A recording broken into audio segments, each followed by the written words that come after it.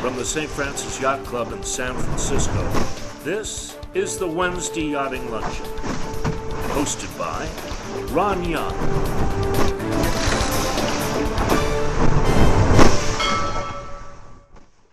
Welcome to the Wednesday Yachting Luncheon, live from the virtual grill room of the St. Francis Yacht Club. We hope that you and your family and friends are sheltering in place in a comfortable environment, and we look forward to seeing you back in the yacht club just as soon as conditions permit. One of the real fun aspects of chairing the Wednesday Yachting Luncheon for all these years is that I get to meet many fascinating people and review many fascinating stories, some of them historic.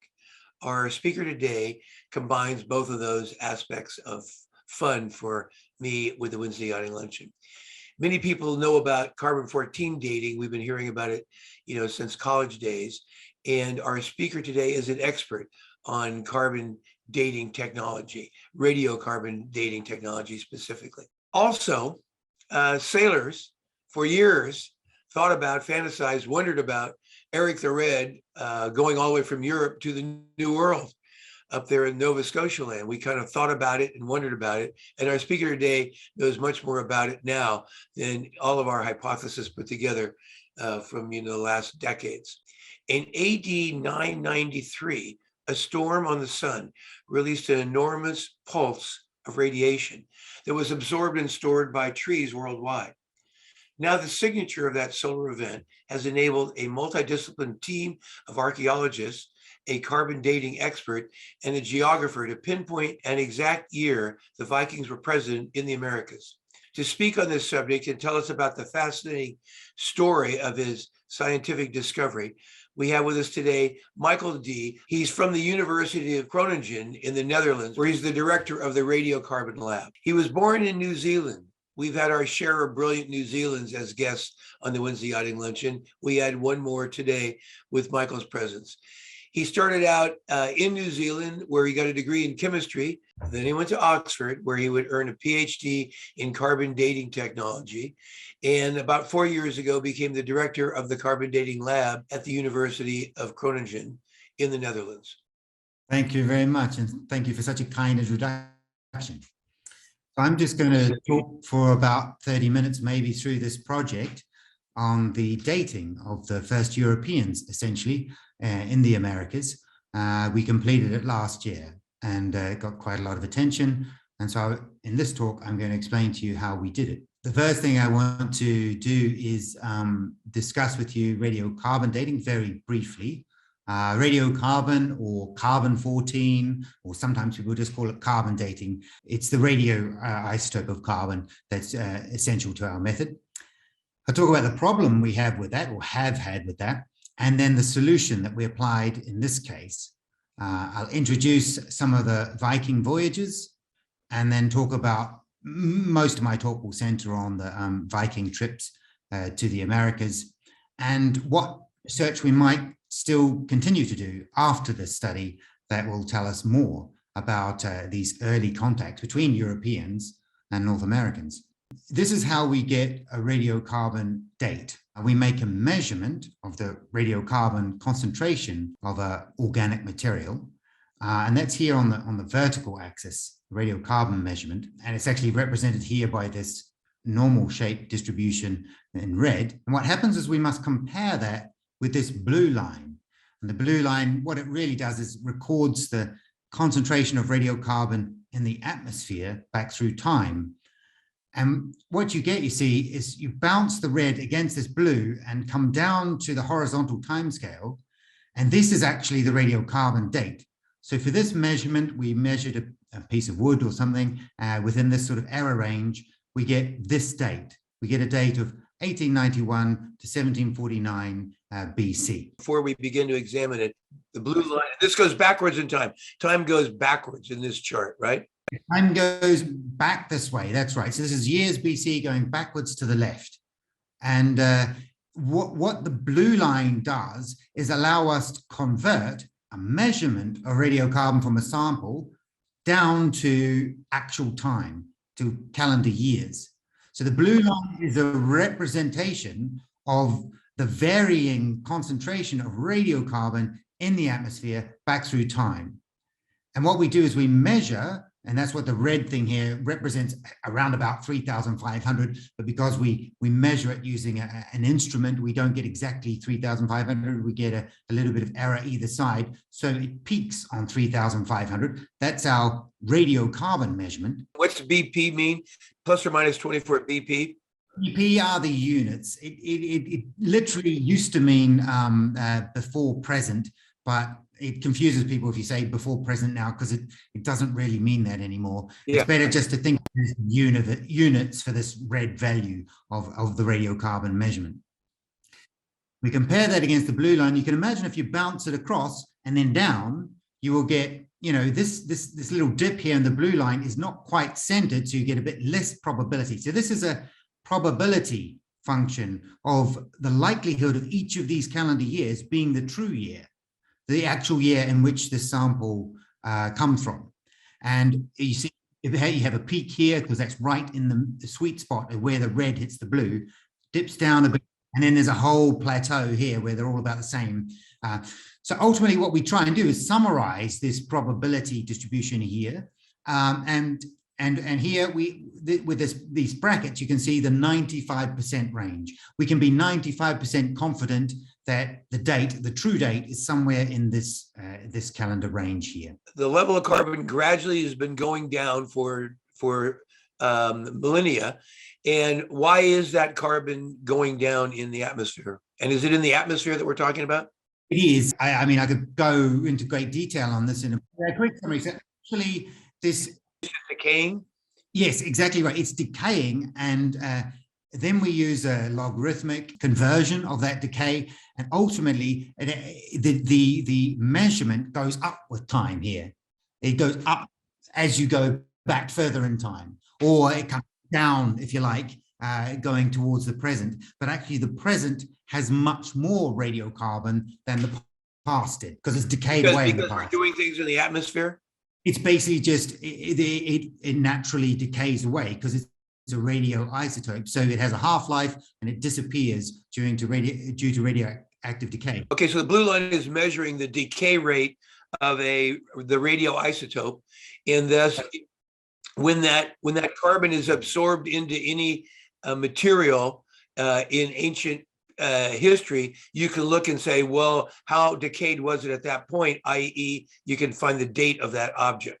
Exactly right. If one thinks of the concentration of radiocarbon in the atmosphere as actually being quite constant at any one moment in time, because it's actually always being produced in the atmosphere, but what happens is it gets taken up into plants through photosynthesis, because it gets oxidized to CO2, then it gets taken up into plants. Now, once it's in the plants, it decays away, because over time you will lose the radiocarbon because it's a radioisotope. So if you get a bit of wood from tens of thousands of years ago, it's going to have not very much material left in it, not very much radiocarbon. And as you say, you can then extrapolate back to when it had atmospheric concentrations. How much has it lost? How much time has passed? But as you can see, one of the problems of radiocarbon is that we never get a very precise result. We get a range here in this case of about 140, 150 years, which isn't really all that useful when you're trying to solve a historical problem, to say to somebody that, you know, it's within 150 years. And what's a greater problem is that even if we were to measure that same sample many times over, and each measurement costs a bit of money, and get a very, very precise measurement here, it still doesn't solve this problem of hitting this conversion curve here at this kind of plateau. It still leaves a very long actual calendar date estimate. Here it's cut down to about maybe 120 years, but it doesn't really save you, or doesn't really improve your date very much. And you can imagine if you kept measuring and measuring and measuring until this was almost a straight line, you would still get quite a broad date on the calendrical timescale. I think I make an even more obvious point here, in that if we were to look at events in the 20th century, for example, this is the peaceful movement started by Mahatma Gandhi in 1908. And then, of course, the non-violent resistance that Nelson Mandela started in South Africa. And Mandela was very heavily influenced by Mahatma Gandhi. But if we were looking at the 1900 BC, then actually we wouldn't be able to separate these two people in time, because we're saying our dates are within 150 years. So we would never know whether Mandela influenced Gandhi or Gandhi influenced Mandela. I mean, it's pretty straightforward, but that's what we're dealing with when we're going back further in time. So this is the situation we face, and this is one of the problems with radiocarbon dating. And the solution has only recently appeared. And that is actually, if you look very closely at the blue curve, what you discover is that very rarely there are spikes in the blue curve. And these spikes relate to production increases actually in radiocarbon in the atmosphere. And the blue curve counteracts for them. And it's a sort of spike downwards here. They're not very common at all. And indeed, we've only found so far about 5 of them in the last 10,000 years. But one particular one was very useful in this research. And what it does, you see, is it allows us a different approach to dating. And I can illustrate that here. So we have this kind of blue curve, this record of radiocarbon in the atmosphere that converts our radiocarbon measurements to actual time. And it ebbs and flows with all sorts of effects to do with the atmosphere. But really, what we've only discovered in the last few years is if we really measure very carefully each of those years, we find, and this is a bit overscaled because we don't get them very commonly, but you get these blips in the record, these sudden blips. And what we note, what we we believe these come from are solar storms.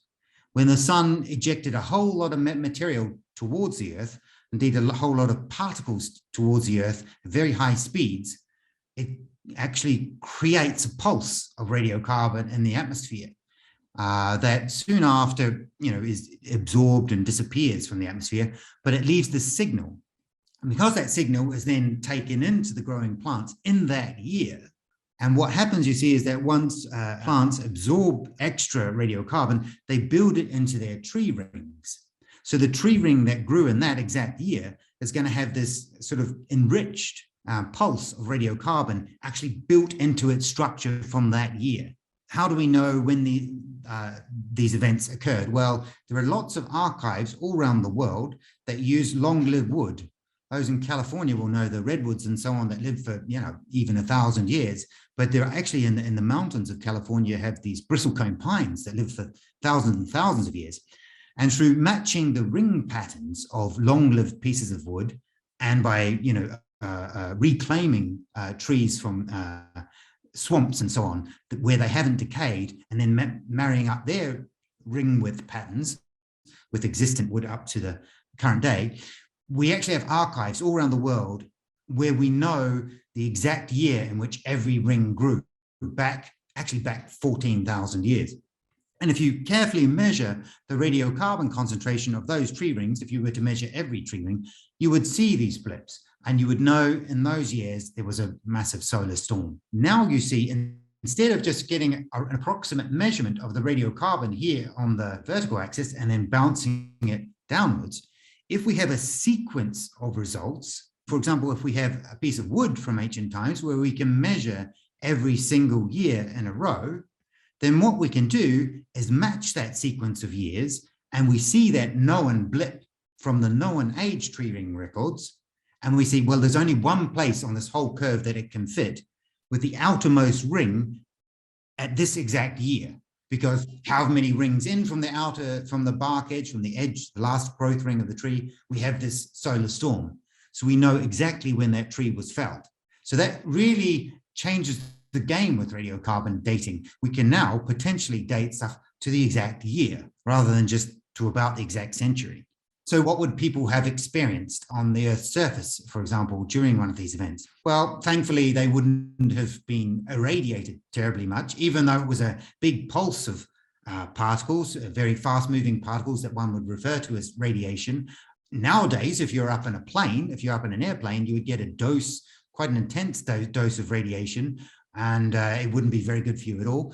Indeed, it actually might knock out the avionics in the actual plane itself and bring the plane to the ground. So if one were to recur now, it would be much more problematic than it was for people 1,000 years ago or more.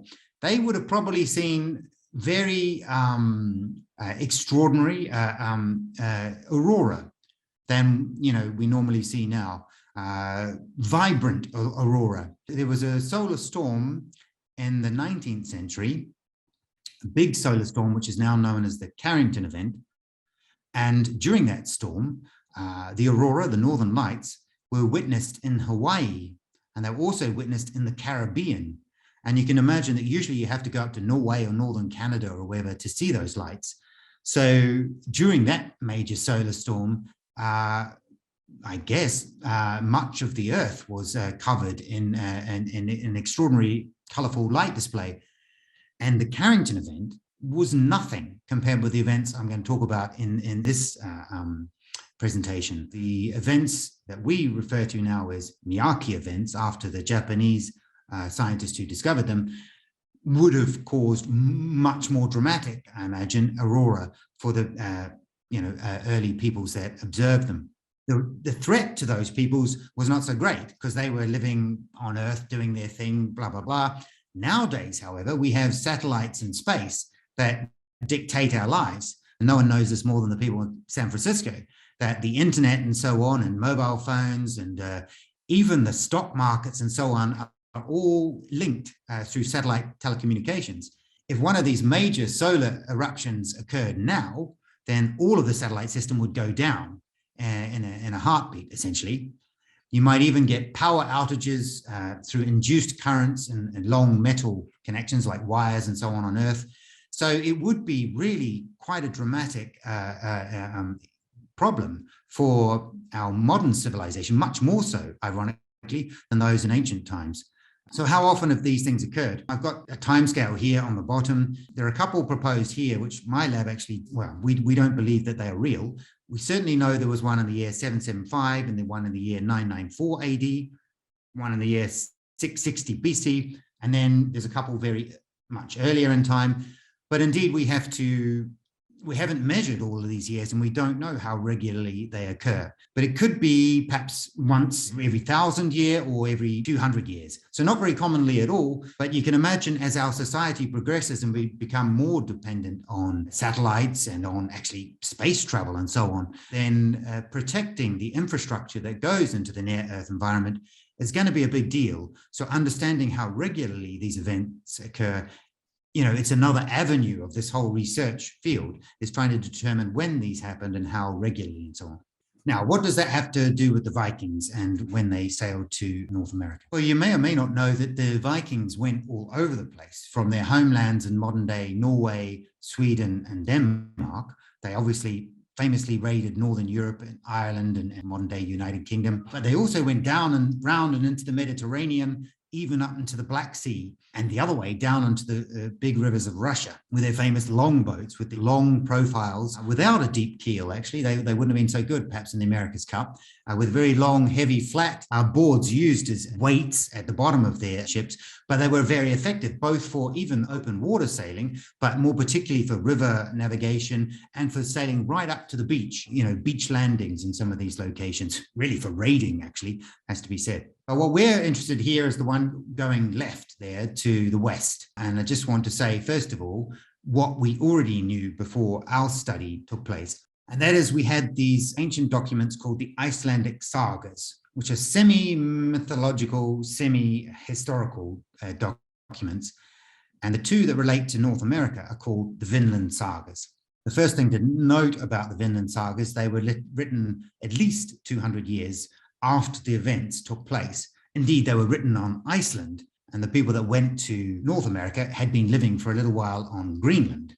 So their stories, the Greenlandic stories, were passed down by word of mouth for at least 200 years before they were written down in Iceland. And the two key ones are the saga of Eric the Red and the saga of the Greenlanders. The saga of Eric the Red describes at least 4 successful expeditions to Newfoundland, that area of Canada. They recount sort of an occupation there of maybe 13 years or so. There is a link between one of the main characters in the record, Leif Erikson, and the historical record, because some other historical documents speak of a man called Leif Erikson who was connected with one of the early kings of Norway, King Olaf. We're not 100% sure whether it was King Olaf I or II. The saga of the Greenlanders, it tells much the same story, but it doesn't mention quite so many expeditions. And it focuses on one where the main sailor was a man called Thorsten Karlsefni, and actually his wife, Gudrid. And they apparently, according to this saga, lived in Newfoundland, and they had a son there called Snorri. And that person is reputed to be the first European born in the Americas. If you think about it, human beings had never before that actually gone across from Europe to North America. The population of the earth went the other way around, through Asia and over through Alaska, down through the Americas and to South America. Nobody had previously connected Europe directly to North America. So that's why it was particularly significant. When one thinks of modern times with the pandemic and so on, these two populations had been isolated. So they developed different immunities and so on for thousands of years. It has to be said, we don't know through the physical evidence whether actually the Vikings who got to North America even made contact with the indigenous peoples of North America.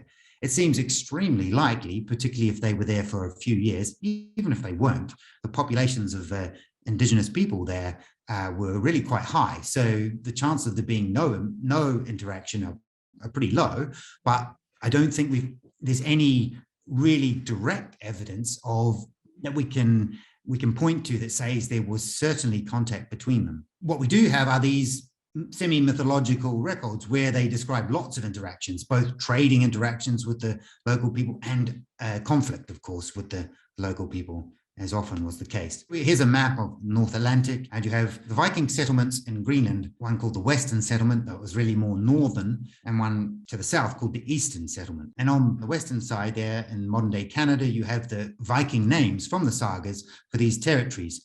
They called them Helluland, Markland, and Vinland. Helluland meant basically big, flat stone land. Markland meant forest land. And Vinland was actually named after growth of vines. Essentially, it means wine land. Supposedly, the first Vikings that got there saw wild growing grapes, which would have been a welcome sight, I'm sure. What we do, after a long journey at sea, we were staying across the North Atlantic, make your own wine. So this is what we knew from radiocarbon dating before our study. And this sort of harks back to what I said at the start of my talk. People had already measured plants, a whale bone, they measured 17 items of wood, burnt wood and charcoal. And they got, this is a sum of all of those dates, basically, an average of all of those dates. And what you see is you get sort of broad probabilities of the years in which that site was occupied. This doesn't mean it was occupied for all those years. What it means is that we don't really know because the precisions of those dates were so poor that it could have been anywhere between about 600 AD and around 1200 AD. Sometimes we use the terminology CE for AD. CE just means common era.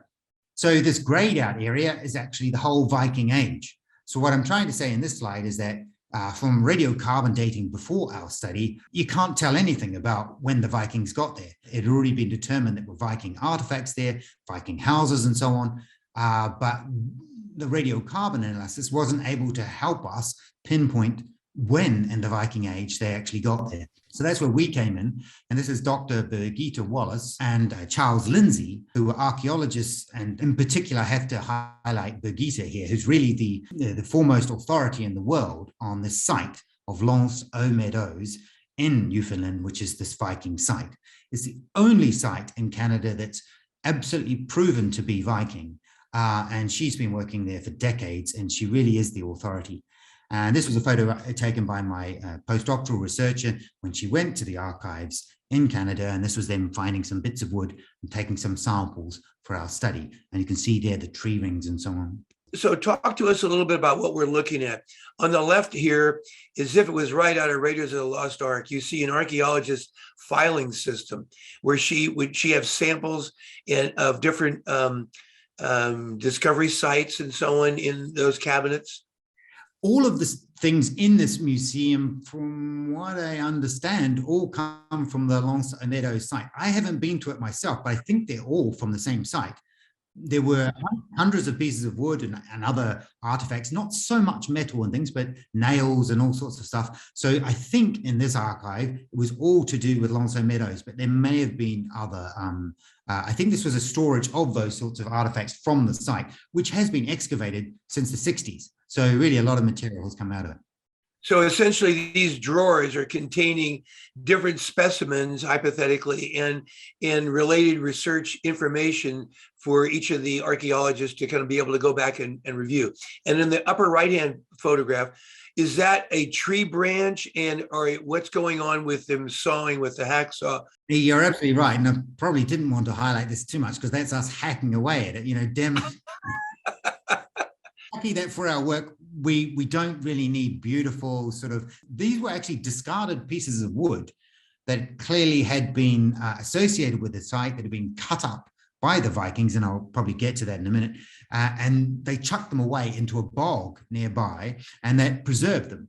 And so they're not beautiful artifacts that one would ever really have on display, but it has to be said, we carved right into them. Unfortunately, with our technique, we have to take proper samples from the actual material, and so that means cutting right into them and bringing some back to Europe. This was in the middle of the pandemic, actually, as well, so it was really tricky to get. The first bunch of samples were, well, we thought they were lost, and even the courier service said that they were lost, and then they did turn up months later. But we actually got some replacement samples. And you can imagine this is a World Heritage Site, so we had to get permission from the Canadian government, not only to get these samples, but really to cut them out of the original artifacts and have them sent over to us in the Netherlands. We had another one that's not in these photos, which really did look like a tree stump, which ostensibly had been dug up to make room for the, I guess, construction, or for the site itself, and thrown into the bog. These are really just bits of wood that were, I guess, cut off major trunks and so on, so that they could be used for perhaps construction, or we can never really know what they were, maybe for repairing boats and that sort of thing. Hoping that these would show evidence of a sudden drop in radiocarbon concentration relating to a major solar storm, we measured the radiocarbon concentration of each and every one of these tree rings. And we did it on several different actual artifacts, and we measured them going back through time. We didn't know when we would actually hit this spike. And here we are getting pretty nervous because we've measured one tree ring, another one, another one, another one. And the pink one is one artifact, the blue one is another artifact, and the green one is another artifact. And we're measuring back through time, and each date, each result is costing us, $400 or so. So we're going back, we're not seeing anything, which surprised us a little bit, because you start at the bark edge, you start at the last growth ring, and you measure each growth ring going back. And we expected the last growth ring to be 1000 AD, actually. So we expected to see the 993 solar storm 7 years in from the edge, but we kept measuring, we didn't find anything. But when we got back far enough, we realized that we had found it, because you can see here there's a sudden discontinuity in the record, and that if you look at it going forward in time with the growth of the tree, these are tree rings getting laid down, and then suddenly they drop precipitously, and then they carry on. And this spike here, this sudden drop in radiocarbon concentration, relates to the year 993.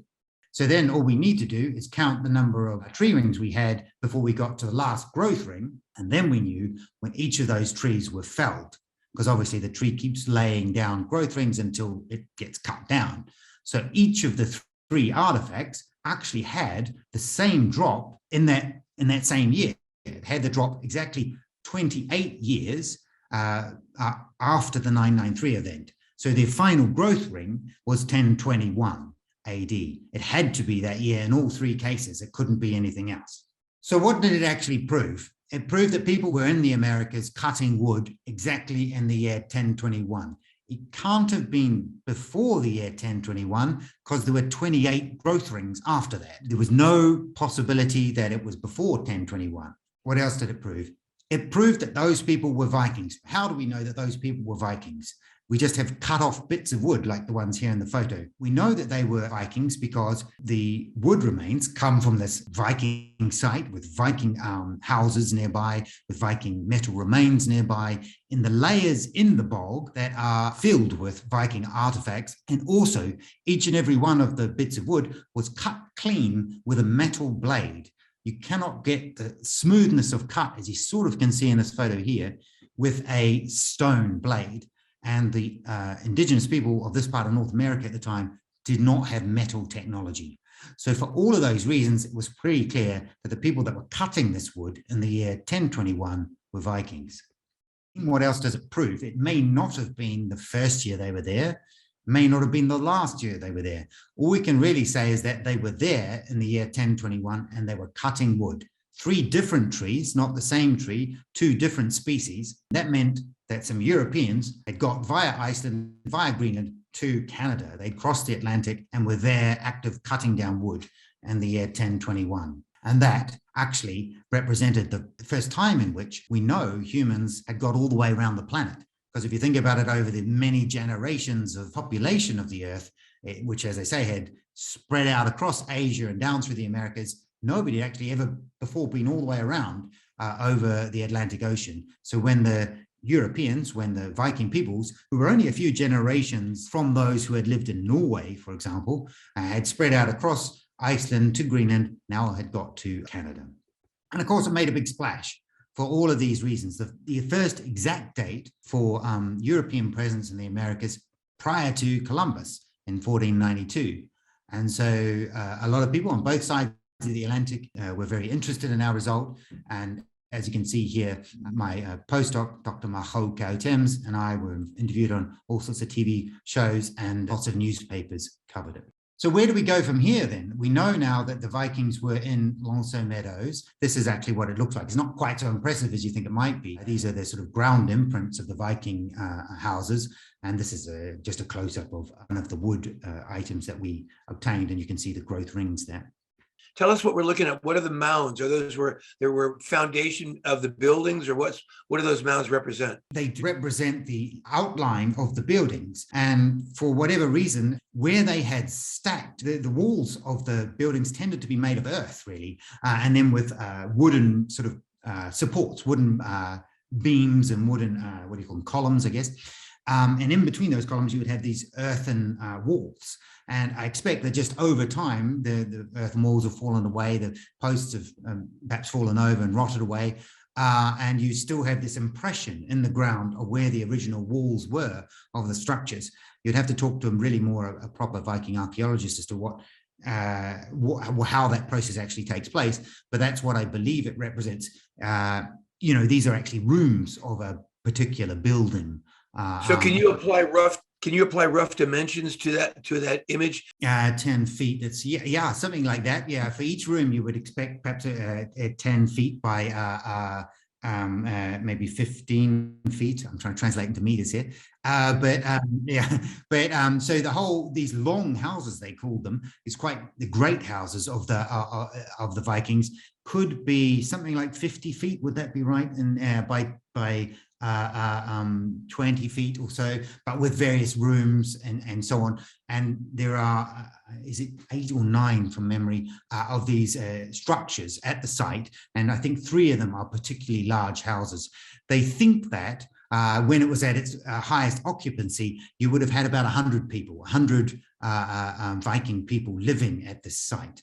In North America. We're not obviously yet sure how long for and whether or not they came back. And that's kind of leading me on to the next part of my talk, which is sort of the future direction. Okay, we know they were there at Longshore Meadows. We know they came from one of the settlements in Greenland, probably the eastern settlement. There are some other sites actually along the Canadian coast that some people claim are Viking sites. It's quite tricky to prove it, even if Viking remains are found there, because you don't really know if it wasn't indigenous people who had just got hold of Viking treasures over the years or via trading routes and so on. And actually they are found therefore at indigenous sites, or whether it was actually sites settled by the Vikings themselves.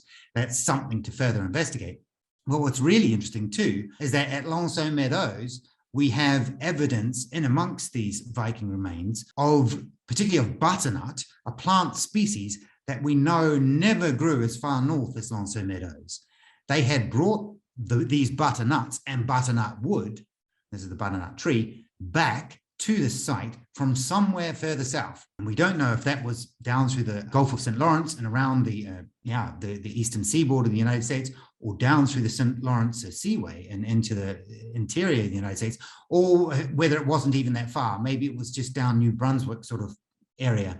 But we do know they went south of Longshore Meadows because that particular species was never found there naturally when they got there when they were there in 1021. So those sorts of things are still up for grabs in terms of future research. So in summary, let me talk about what I've covered. The problem with radiocarbon dating was that you could never get really precise dates, not precise enough for really human stories. The solution in certain cases, when you're near one of these solar storms, and we knew in the year 993 that there was one of these massive solar storms causing a blip in radiocarbon that we could anchor off, that we could pivot off if we had artifacts that traversed one of these events. The Vikings went all over Europe, and most of all they went, well, interesting to this study anyway, they went west across the Atlantic to Canada. We know from discovering in 3 different wooden artifacts this 993 spike, and then counting the growth rings out from that spike, that they were there cutting down trees in the year 1021. And the future of this work is to find out how long they were there. That will require more samples, whether we can determine whether they were there just 1 year, whether they were there for a decade or more, and where else they went on the North American continent during that time. These are all the people involved in this research, and they are across all sorts of disciplines and across all various countries as well. So I want to acknowledge them in this talk. Wonderful. Truly, as we began in the introduction, a multidiscipline team. Holy cow. The Vikings, as we know, they basically were marauders, weren't they? They were basically kind of pirates. Later on, Sir Francis Drake would circle the planet as a privateer. And if I understand the terminology correctly, the difference between a privateer and a pirate was simply government sanctioning. So these guys, the Vikings, they would maraud into a village and attack it and, take off whatever treasure they found. Well, what treasure would they be finding in a primitive Nova Scotia where there wasn't much gold, if any? And what did they find that they liked there? Why'd they go? Do you have any ideas?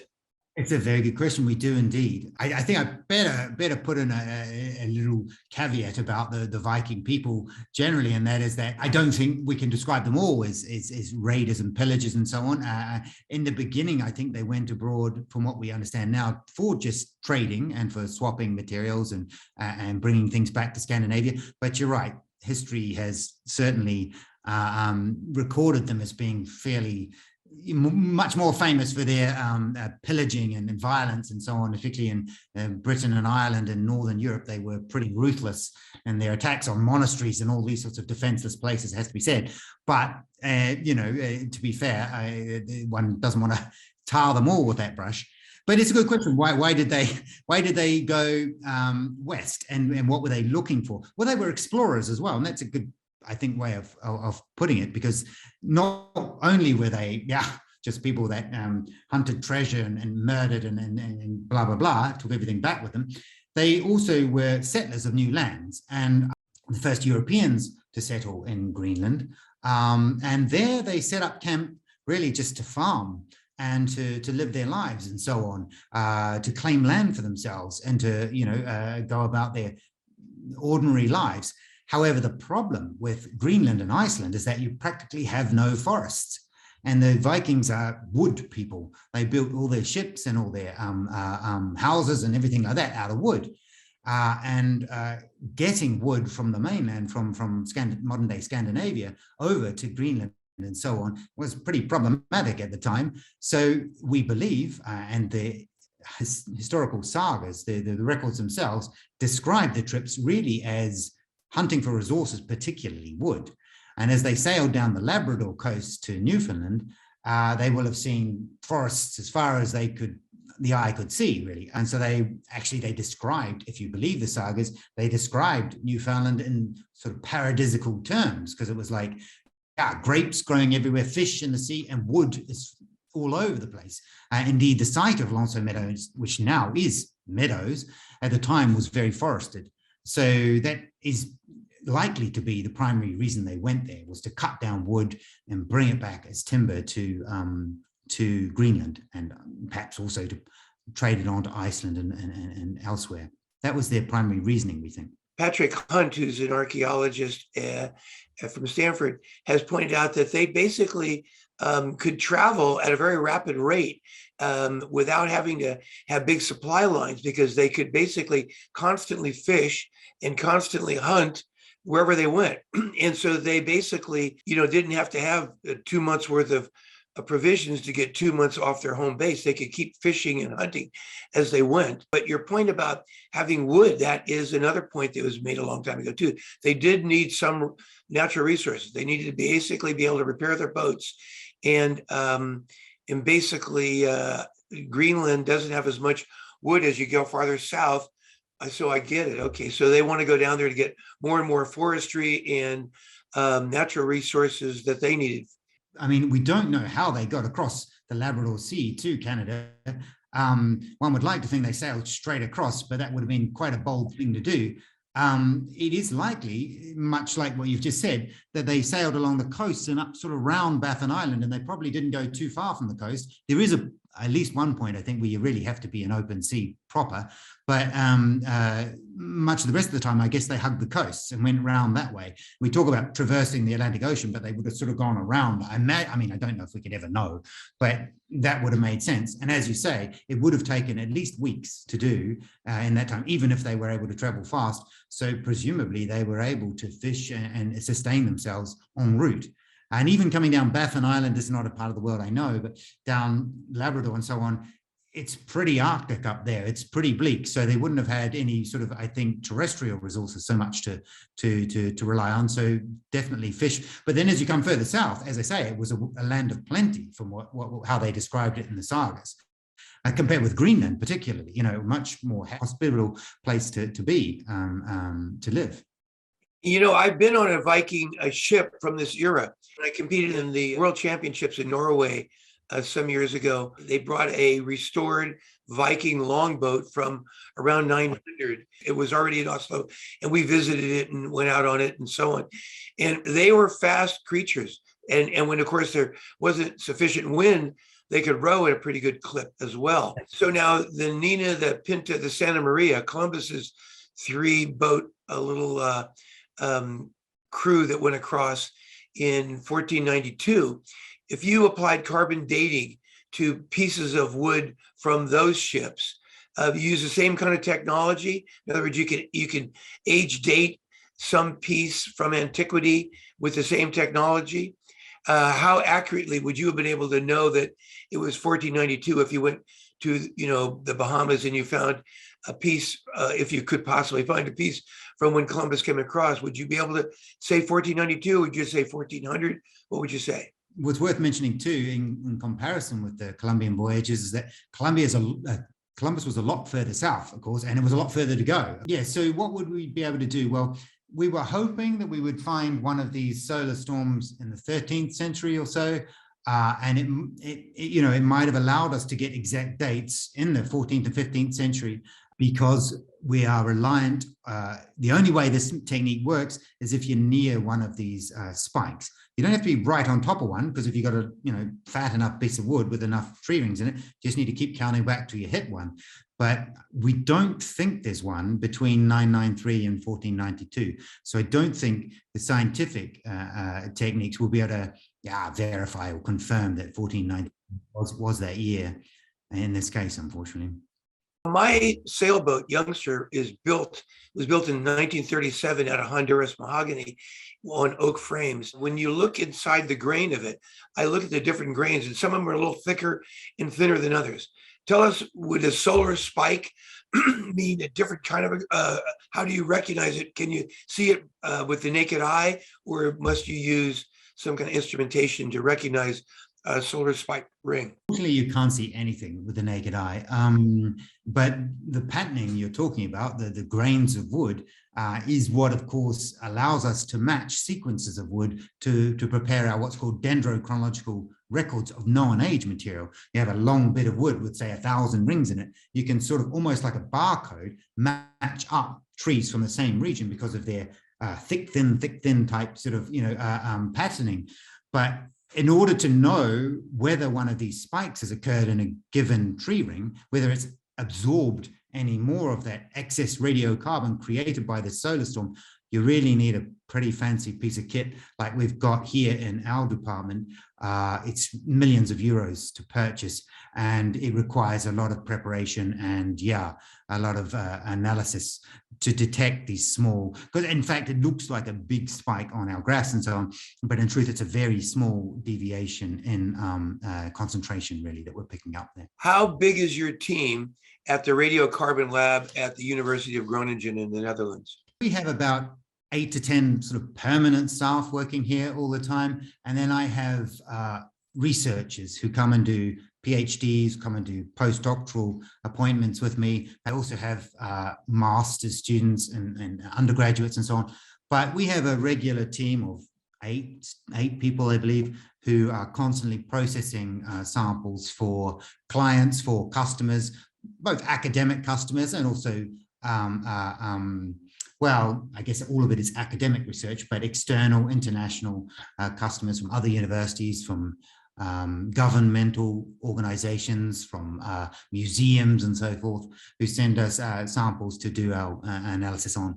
Give me an example of another interesting project that your lab is working on. We did another very good study like this of a site in Russia, on an island in a lake in Siberia, and it was a mysterious island with a great big sort of castle on it, and it's called Bergieta, P-O-R-B-A-J-I-N, and you can find it on the internet. It's quite an extraordinary looking thing, and actually nobody knew what it was for or what its age was, or you know, what these ruins were doing there on this island in the middle of a lake. And I remember we studied that and we dated it to the exact year using this method, and through that, we were able to allocate it to a particular king in the region and tell the full story of why it existed, which was quite nice. I have done a lot of work in my career on ancient Egypt, on the dates for the kings of Egypt. That's a little bit tricky because it's now not possible to get samples directly from Egypt. It's forbidden. Essentially, after centuries of Europeans going over there and literally like Vikings, if you like, pillaging them of all their cultural heritage, the Egyptian government have said, no thanks, you're not allowed to do that anymore. So we had to rely on dating samples that had already been present in museums in Europe and in America and so forth. But we did a lot of analysis on that sort of material, trying to work out exactly when the pharaohs were in office. So that was a lot of my work prior to coming here. Let me think about other things. My postdoc has done work on the extinction of the mammoths, dating bones left over in Siberia and so on, to work out exactly when and then therefore why the mammoth went extinct in the Russian steppe area. When did they go extinct, by the way? About 5,000 years ago. I think you still had mammoths on Wrangel Island off northern Siberia. But I think on the mainland, it's earlier, it's more like, 8,000, 10,000. I'm not sure myself. But I think the very last ones died out on an island about 5,000. Was it 5,000 BC or 5,000 years ago? I can't remember, but sometime like that. So not as long ago as you might think.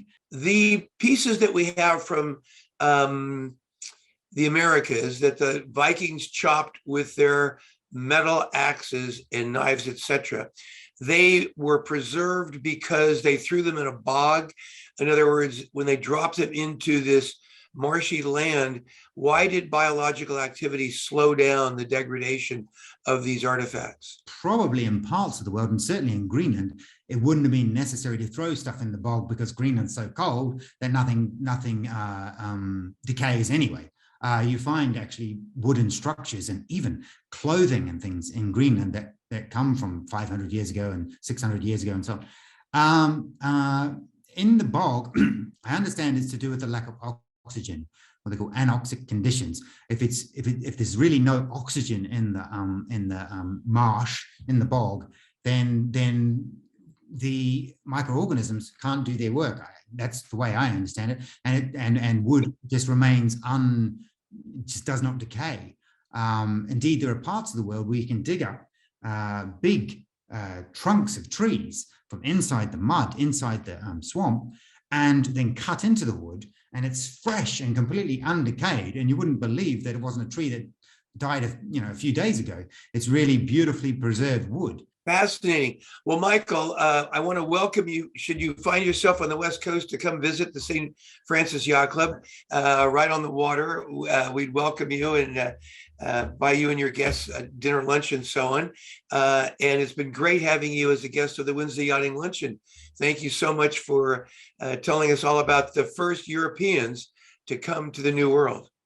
Thank you very much indeed. It's all my pleasure. Thank you very much indeed. Thanks, buddy.